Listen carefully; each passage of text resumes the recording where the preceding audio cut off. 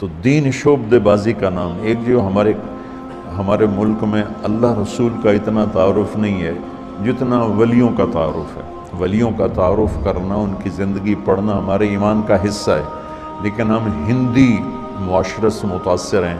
ہم نے ولیوں کو بھی اللہ کے قریب پہنچا دیا اور جھوٹی سچا جو کچھ چاہا لکھ دیا. اس امت نے دین کو بچایا ہے سند کے ساتھ. یہ تھوڑا ہے کہ جو مرضی لکھا ہوا آمین.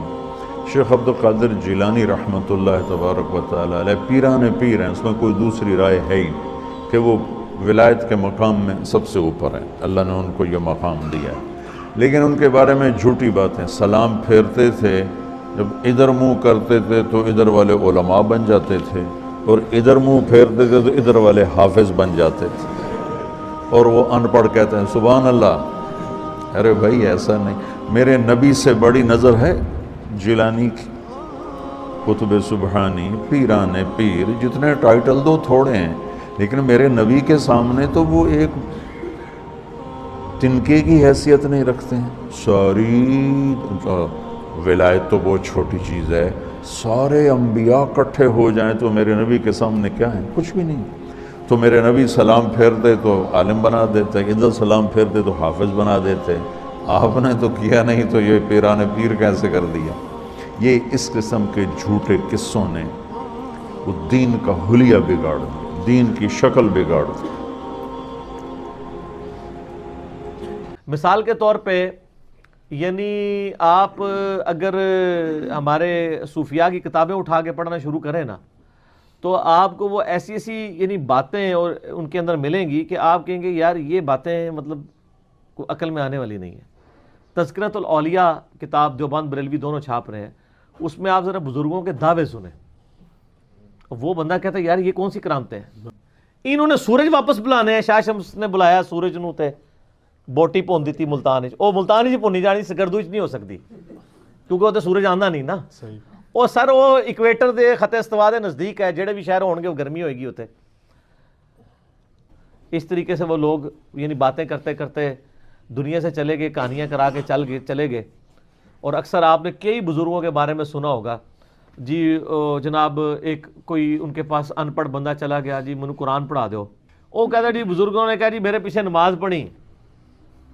کہتے ہیں جی پیچھے نماز نیت کی. نماز تو ایک نے نیت کی تھی، وہ کہتے ہیں دائیں طرف سلام پھیرا، جتنے سارے حافظ بن گئے. آپ کہتے ہیں سبحان اللہ. بائیں طرف والے سارے ناظرہ بن گئے. نبی علیہ السلام کے پاس جب کوئی قرآن پڑھنے جاتا تھا وہ اصحاب صفہ میں شامل ہوتا تھا، بیچارہ فاقے کاٹتا تھا،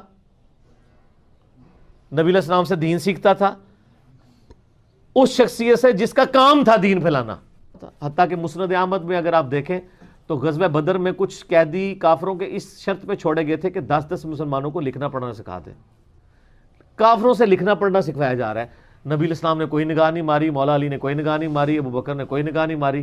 ان نگاہ بعد ہی پیداوار نے، پیداوار بھی کوئی نہیں، جال ہی نے ہے ہی کوئی نہیں.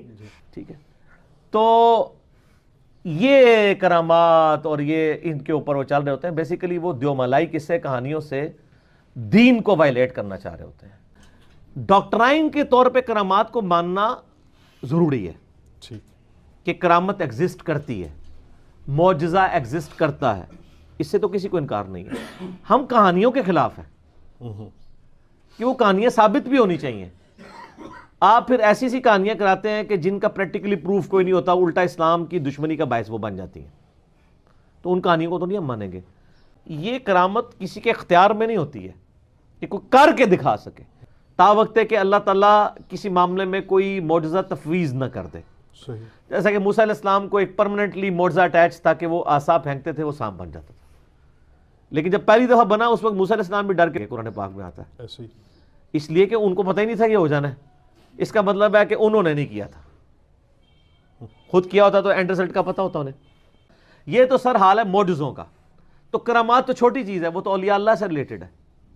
تفویض والا معاملہ کوئی نہیں ہوتا کہ آپ کہیں کہ کسی کی کیپیبلٹی یا کمپیٹنسی آ جاتی ہے.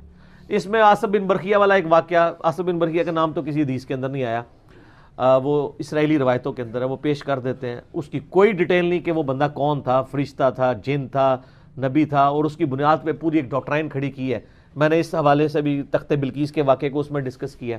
کہتا جی ایک بزرگ تھے جی, انہوں نے ایک دن بیٹھ کے حساب لگایا کہ میری زندگی کتنی ہے, تو ان کو پتہ چلا 60 سال ہے.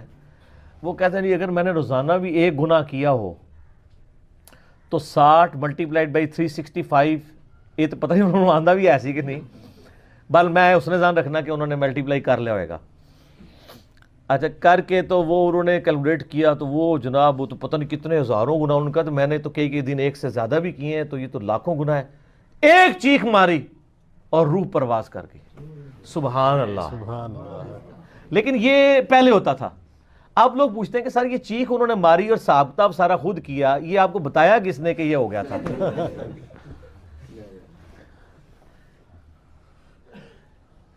وہ ایک خربوزے والے بھی تو بزرگ ہیں نا, وہ انہوں نے اس لیے نہیں کھایا خربوزہ کہ وہ ہاں ایتھو بڑھیا سی کہ اتو بڑھیا سی کہ اتو بڑھیا سی. ٹھیک ہے جی. تو آپ یہ دیکھیں اس میں نے ایک اور بھی کئی یہ ویسے کرنی کے بارے میں جو انہوں نے مشہور کیا ہوا ہے کہ جی انہوں نے کیا پتہ نہیں اے دند ٹوٹیا سی, اے ٹوٹیا سی, اے سارے ہی توڑ دی. کتنا بڑا جھوٹ بند ہے, یعنی ایک فیبریکیٹڈ چیز ان کی طرف منسوب کی ہے, اور پھر اس پہ جھوٹ بولا ہے جی کیلا نازل ہوا ہے جی ویسے کرنے کے لیے. کتنے لوگوں میں مشہور ہے وہ کیلا سر پہلے دا ہے اللہ. ٹھیک ہے ویسے کرنی ایسے نہیں نازل ہوا ہے. گورے آگے نہ گل کریو, پہلے ہی بڑے بے عزت ہو رہے ہیں مسلمان. میں اس لیے کہتا ہوں کہ اللہ کا شکر ہے کہ ہمارے علماء کو انگلش نہیں آتی اور گوروں کو اردو نہیں آتی, ورنہ بڑی مشکل کھڑی ہو جاتی. ان کو اپنے مزاحیہ پروگرام جو ہے نا وہ کون سا ایک پروگرام چلتا ہے وہ حسب حال تو اردو میں چلتا ہے نا, انگلش میں وہ جو ایک ہے وہ میرے بچے دیکھ رہے ہوتے ہیں, وہ نام اتر ہے